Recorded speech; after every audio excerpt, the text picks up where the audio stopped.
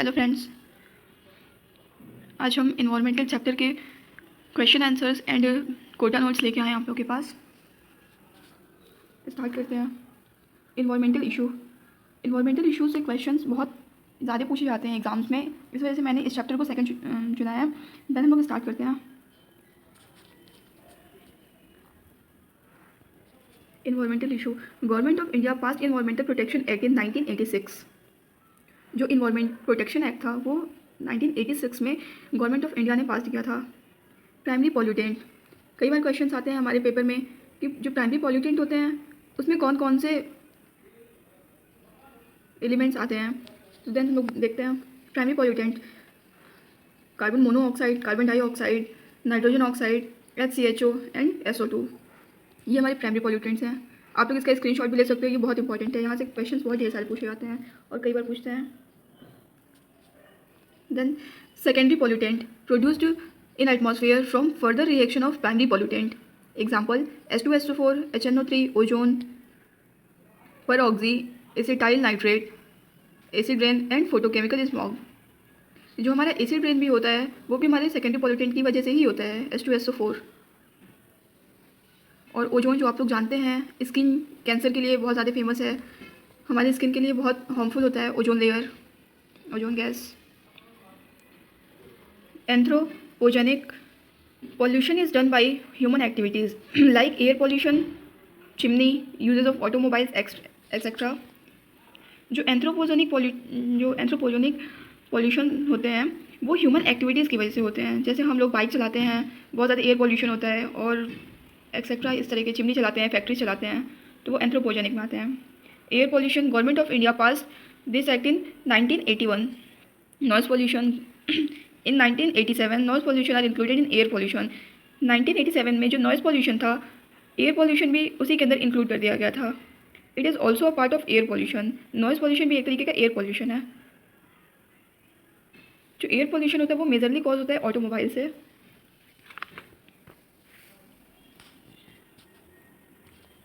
ये हमारे NCERT के इंपॉर्टेंट नोट्स हैं जो कि हम लोग को NCERT में पढ़ते हैं और फिर हाईलाइट करते हैं। सेम चीज़ मैंने आप लोगों को इस नोट्स में दिया है, एंड जो कोटा के इंपॉर्टेंट पॉइंट्स होते हैं वो भी इसमें इंक्लूडेड है। Air pollution is 2 type, gaseous and particulate matter, PM। जो पार्टिकुलेट मैटर होते हैं वो 2 तरह के होते हैं, पहले तो सस्पेंडेड एंड दूसरा सेटलेबल। जो सेटलेबल होते हैं उसका साइज़ थोड़ी बड़ी होती है और सस्पेंडेड पार्टिकल्स की साइज़ छोटी होती है। According to CPCB, central pollution control board, the particle having size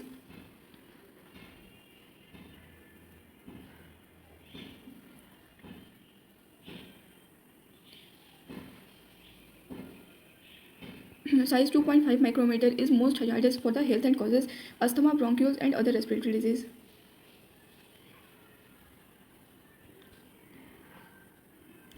जो हमारे पार्टिकल्स 2.5 माइक्रोमीटर से बड़े होते हैं वो बहुत हजार्डस डिजीज कॉज करते हैं, जैसे asthma, bronchioles and other respiratory disease etcetera.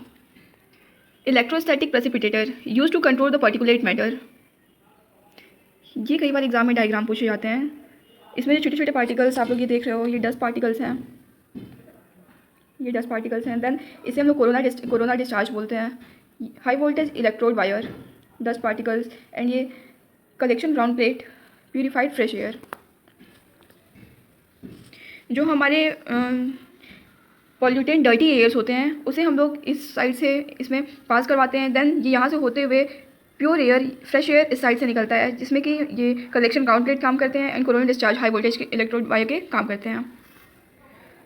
High voltage of electrode wire discharge corona and corona emit electron which bind with dust particle to give net negative charge. Negative charge particle get settled on positively charged plate through electrostatic interaction. Air velocity between the plates should be low. Subscribe scrubber. Scrubber, ये scrubber का diagram है।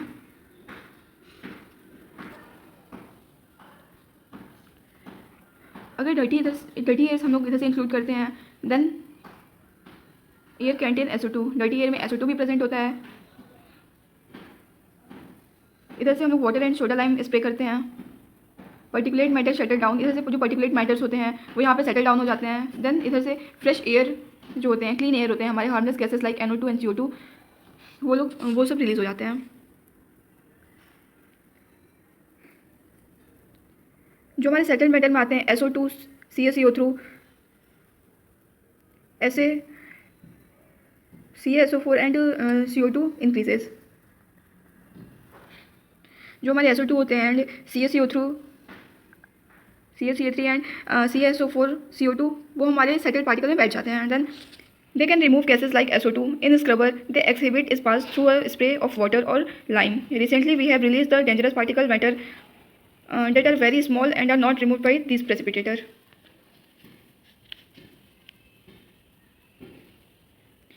जैसा कि हम लोग जानते हैं जो कि बहुत ही स्मॉल पार्टिकल्स होते हैं वो स्क्रबर के थ्रू हम लोग रिलीज नहीं कर सकते उसे। According to CPCB particulate matter 2.5 micrometer or less than in diameter are responsible for causing the greatest harm to human health. The small particulate matter inhaled deep into the lungs and can causes breathing and respiratory system irritation, inflammation and damage to our lung, premature death. जो हमारे small particles होते हैं अगर हम लोग सांस लेते हैं तो वो हमारे नोज़ के थ्रू जो हमारा नसल चैम्बर है उसके थ्रू हमारे लंग्स में आते हैं। Then causes breathing and respiratory symptom irritation, inflammation and damage to the liver. फिर वो हमारे लिवर को डैमेज कर देते हैं और इसकी वजह से लोगों की जल्दी मौत हो जाती है। Proper maintenance of automobiles along with the use of lead free petrol diesel and can reduces the pollutant. जो लेड फ्री पेट्रोल होता है उसे यूज़ करने से हमारे जो पॉल्यूशन होते हैं वो बहुत कम होते हैं। Catalytic converter having expensive metal as catalyst. जो हमारे कैटालिटिक कन्वर्टर होते हैं इसका स्क्रीनशॉट ले लेना आप लोग, ये बहुत अच्छा क्वेश्चन है, कई बार पूछा जाता है। कैटालिटिक कन्वर्टर के जो एक्सपेंसिव मेटल है वो हमारे होते हैं platinum, palladium and rhodium. They are reduces the poisonous gas of automobile. ये जो हमारे ऑटोमोबाइल जो हमारे पॉल्यूशन होते हैं ऑटोमोबाइल से ये उस गैस को बहुत अधिक रिड्यूस करता है और ये जैसे कि ऑटोमोबाइल्स में लगाए भी जाते हैं कैटालिटिक कन्वर्टर के through. lead in petrol inactivate the catalyst, so in our vehicles equipped with catalyst converted should use the unleaded petrol to decreases the air pollution. Catalytic converter converts unburnt hydrocarbon into CO2 and H2O. Carbon monoxide plus nitrogen dioxide gives to CO2 plus N2. Noise pollution is causes the physiological disorder in human. Green muffler skin, ये कई बार पूछे जाते हैं, लोग समझ नहीं पाते green muffler skin का क्या मतलब है। ग्रीन मुफलर स्किन वो होता है जो कि हम लोग रोड पे चलते हैं जो दोनों साइड में पेड़ लगे होते हैं उसे हम लोग बोलते हैं green muffler skin. Plantation of tall trees Neem and Ashok specially along the roadside to reduce the noise pollution near the homes. Delhi ranked fourth among the 41 most pollutant cities of the world. जो हमारा दिल्ली है वो world में 4th pollutant cities के नाम से जाना जाता है। CNG is better than diesel. जो CNG होता है हमारा वो डीजल से बेहतर होता है because CNG is burned more efficiently and also CNG is cheaper than diesel.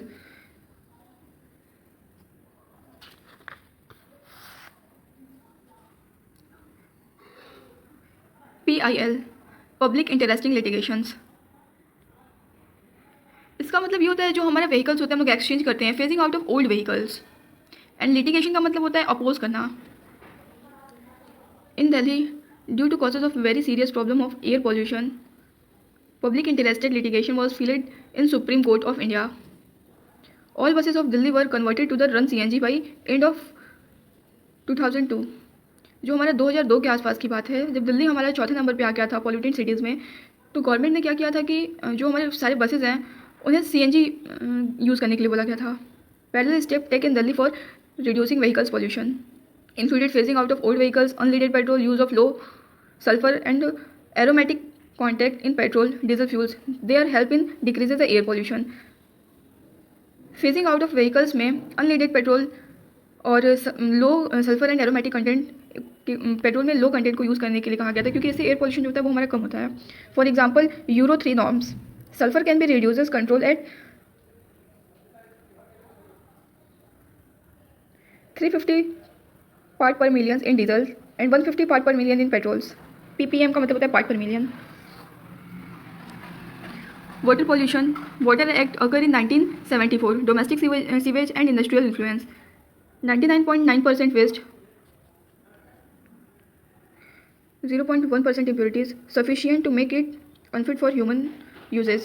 Impurities contain suspended solid sand, slate, clay, chloride materials, paper cloth bacteria, dissolved nutrient, NH3, NO3, PO4. Impurities is caused by algal bloom and eutrophication.